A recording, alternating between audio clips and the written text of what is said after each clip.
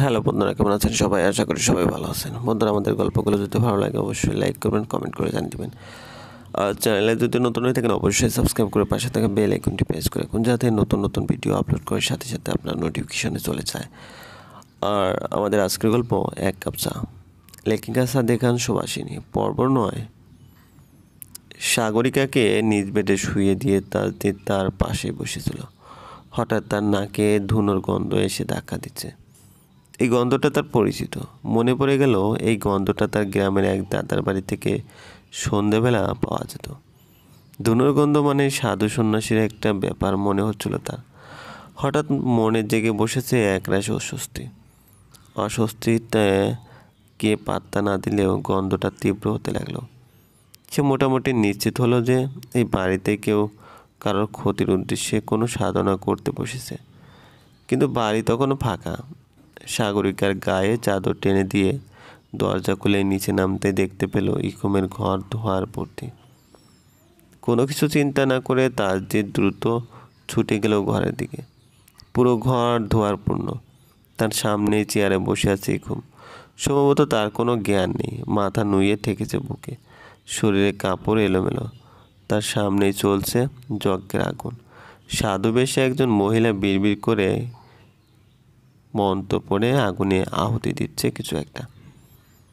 অন্য সময় হলে চক্ষু লজ্জায় ঘরে প্রবেশ তো দূর, ইকুমের দিকে তাকানোর সাহস করতো না তাসজিদ। কিন্তু এখন ইকুমের এলোমেলো শারীর ঠিক থাকার থেকে তার জীবনে নিরাপত্তা অধিক জরুরি। ঘরে আর কেউ নেই, তান্ত্রিক মহিলা এবং ইকুম।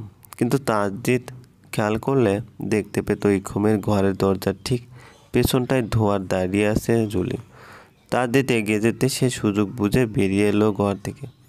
সামিনা গিয়েছিল নিচে, বলির জন্য পশুর ব্যবস্থা করতে হয়। কিন্তু জুলি দৌড়ে এসে তাকে বলল, বড় বাবা বাড়িতে কেন? কোন সময় এলো? জুলির কথায় জান পড়ানো অবাক হয়ে সামিনা বলল, মানে তাসজিদ বাবা বাসায়, ইকুমের ঘরে। তান্ত্রিক মা কিছু বলার আগেই আপনি বাগানে চলে যান, বাকিটা আমি সামলে নেব, যান, দেরি করেন না। কিন্তু ইকুম, এই বাড়িতে থাকলে আপনি অনেক সুযোগ পাবেন, বাড়ি থেকে বাইর করে দিলে পাবেন না। তান্ত্রিকের যজ্ঞের আগুনে পানি ঢেলে দিয়ে ইকুমকে টেনে তুলে নিল তাসজিদ। সজোরে দরজা বন্ধ করে সিকিউরিটি গার্ডদের কল দিয়ে উপরে আসতে বলল। ইকুমকে নিয়ে শুইয়ে দিয়েছে সাগরিকার পাশে। সাগরিকা ততক্ষণে উঠে বসেছে। ইকুমকে দেখে সাগরিকা কিছুটা ভয় পেয়ে গেলেও তাসজিদের জন্য কিছু বলল না। ইকুমের চোখে মুখে পানি দিলেও যখন তার জ্ঞান ফিরল না, তখন সাগরিকার হাতে ফোন ধরিয়ে দিয়ে বলল, আঙ্কেলকে কল দিয়ে আসতে বলো এখনই, আর নিচে আসবি না। যাই হোক, আমি না আসা অবধি আসবি না। পুলিশ এসে ধরে নিয়ে গেছে সেই তান্ত্রিক মহিলাকে। সে বোবা মনে হচ্ছে, কারণ তার মুখ দিয়ে কোনো কথা করা যায় না, কোনো কথা বের করা যায়নি। তাকে বাড়িতে আসতে দেখেনি কেউ, কিন্তু এমন কেন করেছে সে এটা জানা গেল না। পুলিশ নিশ্চয়তা দিয়েছে বিষয়টা তারা গুরুত্বের সাথে দেখবে। বাড়িতে ততক্ষণে সবাই ফিরে এসেছে। সাগরিকের মা, সেই যে ইকুমের পাশে বসেছে, এখনও ওঠেনি। ভাগ্যিস তাসজিদ দেখেছিল, না হলে আজ ইকুমের অনেক বড় ক্ষতি হয়ে যেত। কিন্তু বিষয়টি স্বাভাবিকভাবে নিচ্ছে না রাশেদ। আজ যেন সে অনেকটা পাগল ষাঁড়ের মতন আচরণ করছে। এই বাড়িতে এতগুলো সিকিউরিটি গার্ডকে চোখে ধুলো দিয়ে একজন সরাসরি কারোর বেডরুমে চলে গেল কি করে? কিন্তু পরক্ষণে তাদের খেয়াল হলো বাড়ির পিছনের দরজা মানে ফায়ার এক্সিটটা ভাঙা। কেউ ইচ্ছে করে ভেঙেছে। এত কিছুর মাঝে তুলি এক কাণ্ড করে বসলো। সে সরাসরি সামিনাকে জিজ্ঞেস করলো, আপনি তো ছিলেন, আপনি বোঝেননি? সামিনা কাট গলায় জবাব দিল, না। সাগরিকা বারবার কেঁপে উঠছে আজ তাসজিদের কথাগুলো মনে করে। সে যেন আজ তাকে মেরে ফেলতো। গালে আঙ্গুলের ছাপ পড়েছে। ড্রেসিং টেবিলের সামনে দাঁড়িয়ে দাগগুলোর দিকে তাকিয়ে সাগরিকার দাঁত কিরমির বলল, আমি বড় হয়ে তোমার ছেলে মেয়েদের পড়াবো। আমি তাদের টিউশনি দেবো, তারপর পড়া পারুক বা না পারুক তাদের পাঁচশোতে পটাশ মার দেবো। তখন বুঝবে নিজের বাচ্চাদের মারলে কেমন লাগে। কারো আসার শব্দে সাগরিকা দ্রুত তার নিজের বিছানায় শুয়ে কম্পিউটারে তার মুখ ঢেকে ফেল। কিছুক্ষণ পর অনুভব করলো কেউ একজন ধীর পায়ে এগিয়ে আসছে তার দিকে। উষ্ণ এক স্পর্শে কেউ শুয়ে দিচ্ছে সাগরিকার গালের দাগ। সাগরিকা প্রাণপণে চেষ্টা করছে সেদিকে না তাকানোর। এজন্য সে উল্টো পিঠে ঘোরার আগে তার নাকে এলো কড়া বেলি ফুলের গন্ধ এবং গলায় পেল এক জ্বলন্ত ঠোঁটে স্পর্শ। বিছানা চাদর খামচে ধরে সে শক্ত হয়ে মনে মনে ভাবল, আজ তো বিয়ের কথা ভাবিনি, তবে আশিক জিন কেন এলো?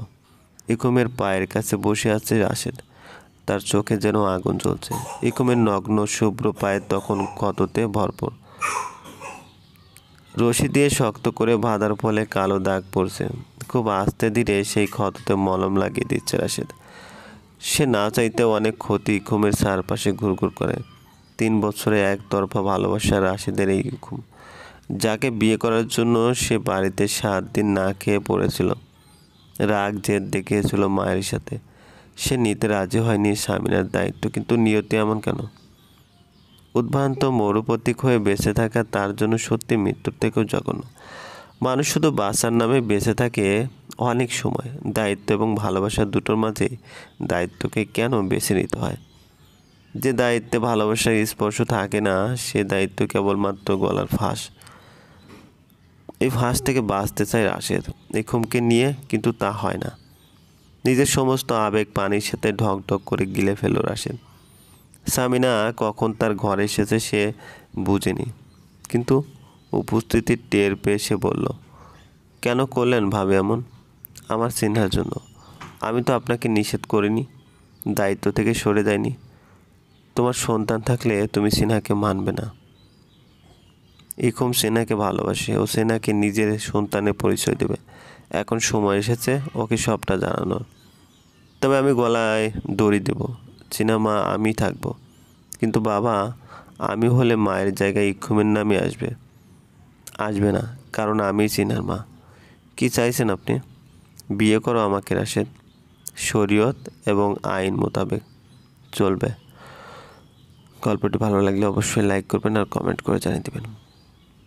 আর চ্যানেলটিকে যদি সাবস্ক্রাইব না করে থাকেন প্লিজ সাবস্ক্রাইব করে পাশে থাকা ঘন্টাটা বাজিয়ে দিন। ধন্যবাদ।